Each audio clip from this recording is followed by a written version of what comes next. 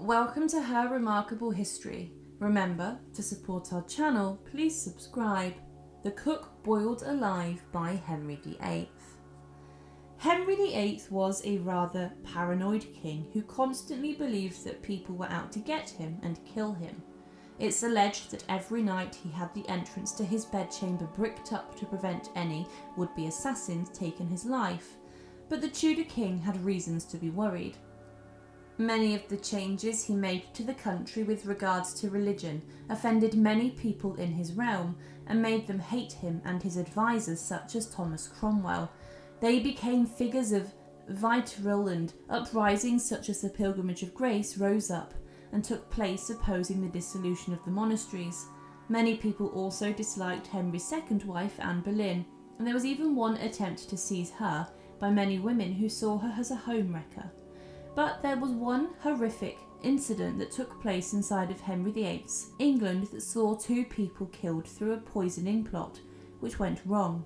Richard Roose is remembered for being the man who was boiled alive by Henry VIII as he attempted to poison Bishop John Fisher. But what is the true story of this?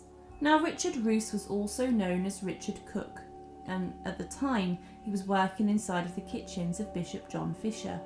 Fisher was a leading churchman of the Tudor times, and he was in direct opposition to the king's changes with religion, which included breaking from Rome in order to secure a divorce from his first wife, Catherine of Aragon. Fisher wrote to Catherine, mentioning how he was in opposition to the policies, but Henry saw it as necessary to declare himself the supreme head of the Church of England and turn his back on the Pope and Rome.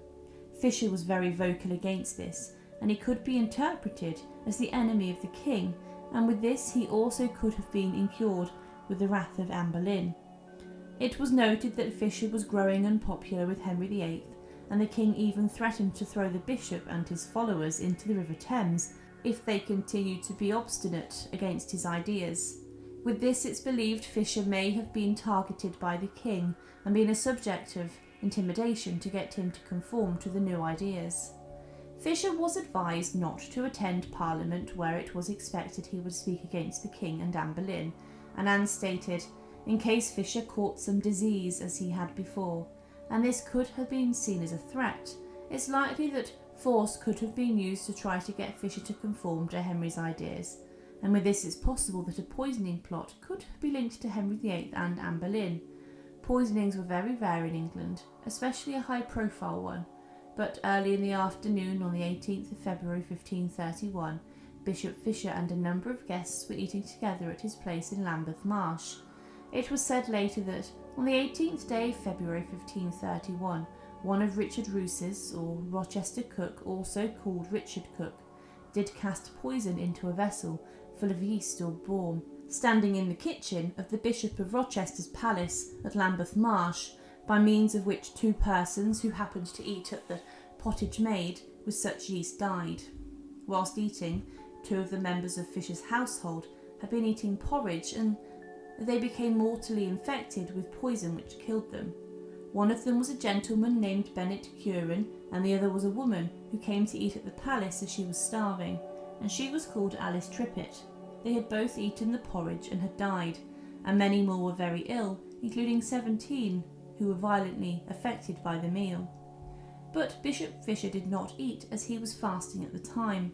Many of the diners were members of the poor who were seeking charity, and with this Richard Fisher, the bishop's brother, ordered the immediate apprehension and arrest of the cook Richard Roose. But Roose had already absconded and he was running away, but he was then captured and was taken to the Tower of London for interrogation. But the effect of the poisoning was shocking, and many across the capital, especially the higher members of society and royalty, began to fear that everything they ate might be poisoned, and they feared their meal might be the last. It was not known in the March of 1531 who had given Richard Roose the poison, but it was unlikely that he had sourced it himself to spite the bishop, as he had been working there for some time. But many believed that Roose was a pawn in a bigger game, and that he had been tricked into putting it into Fisher's meal. But Richard Roose was then tortured on the rack on the brutal torture device at the Tower of London, and he then admitted to putting a laxative inside of the porridge, and it was described as a certain venom or poison, and he claimed he did this as a mere joke.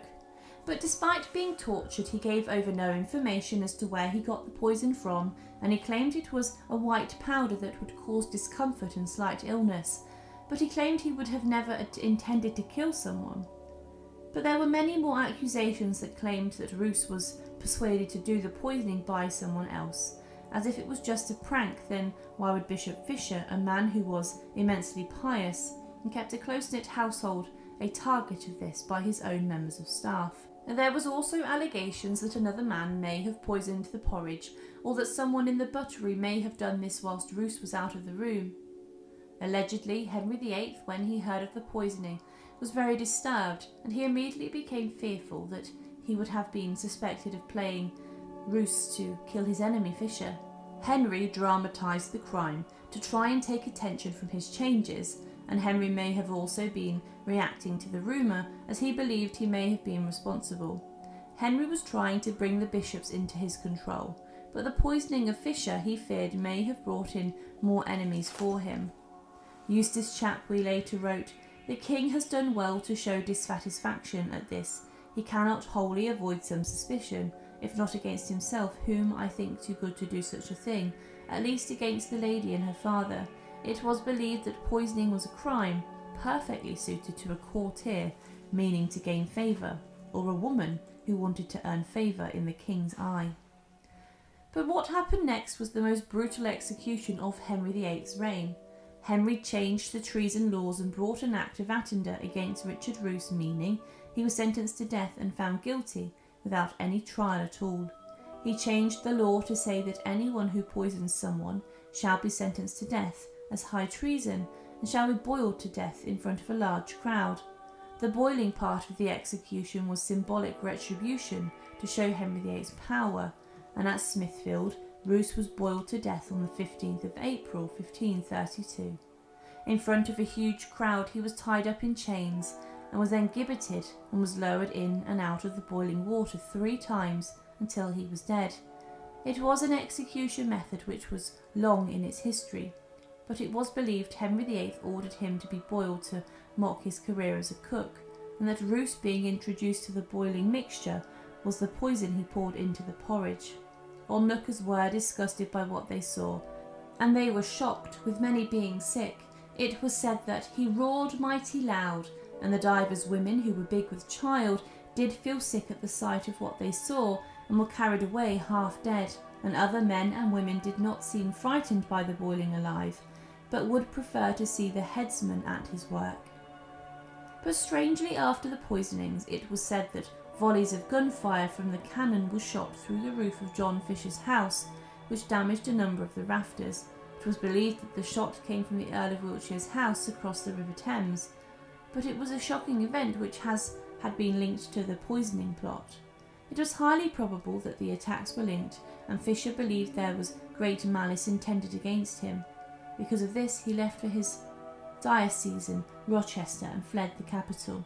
It's believed, though, that Roose's attack on the bishop was a botched attack, and at the time Fisher had been ill for a while. However, within a few years, Henry VIII would get what he ultimately wanted when Bishop John Fisher was taken to Tower Hill. The elderly bishop was found guilty of treason, and he had been made a cardinal by the Vatican in an attempt to ease the punishment he was receiving at the hands of Henry VIII. Henry ultimately declared if a cardinal's hat was sent to England for him, the Fisher would have no head to wear it on. He was charged with treason, as he was denied that the king was the supreme head of the church, and with this he was sentenced to be hanged, drawn and quartered. However, because of the public outrage, the sentence was commuted to beheading. Many people across London who witnessed the execution on Tower Hill drew parallels with his execution and John the Baptist, and in his final moments he went to his death with a calm courage. But his head was then stuck on a pole on London Bridge, and it was said it had a lifelike appearance which shocked the onlookers, to the point it attracted so much attention that the king ordered it to be thrown into the River Thames, and Sir Thomas More's head then replaced it. But the story of the attempted poisoning plot is a mystery that still remains unanswered. Was it the king who planned it, or did Richard Roose do it all himself? Thank you for watching, and to support, please subscribe to Her Remarkable History. Thank you.